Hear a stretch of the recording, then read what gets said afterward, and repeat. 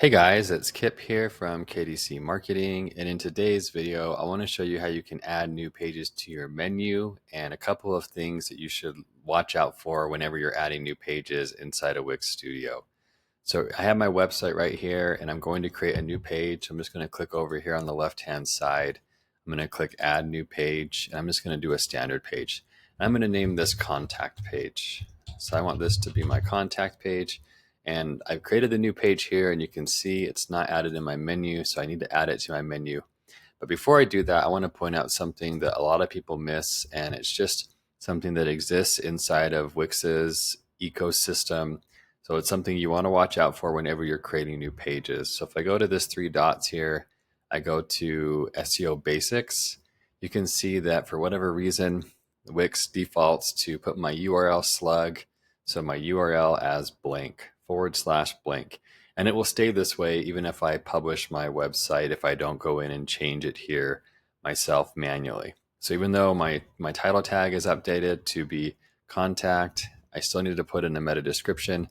This will default to blank. Or if I copy another page, like let's say I had a contact page that I was copying, it would say copy of, in this case, copy of blank. So I need to go in here, click on this, change this to contact, and then it will update here as the URL slug that I want, which is /contact. So you always have to watch out for that no matter how many new pages you create.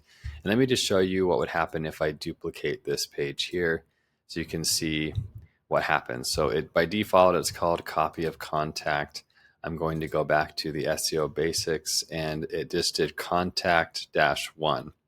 So let's say I change this to be resources or some other page, then I need to go in and let me put an S on that, resources.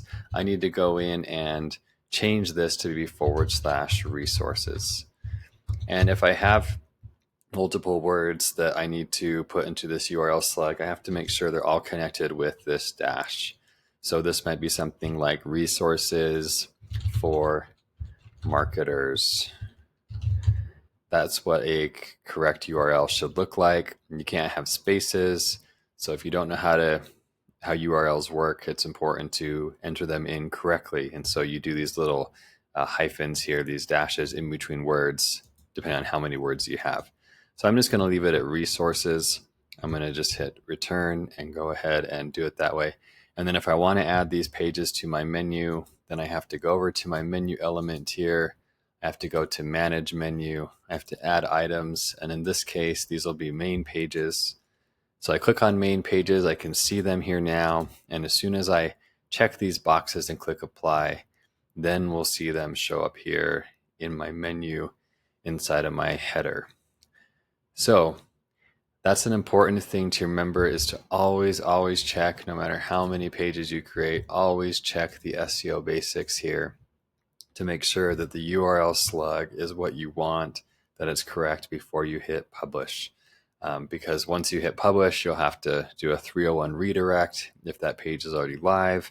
And that's pretty easy too. Wix makes that really easy to change that if you ever need to change it.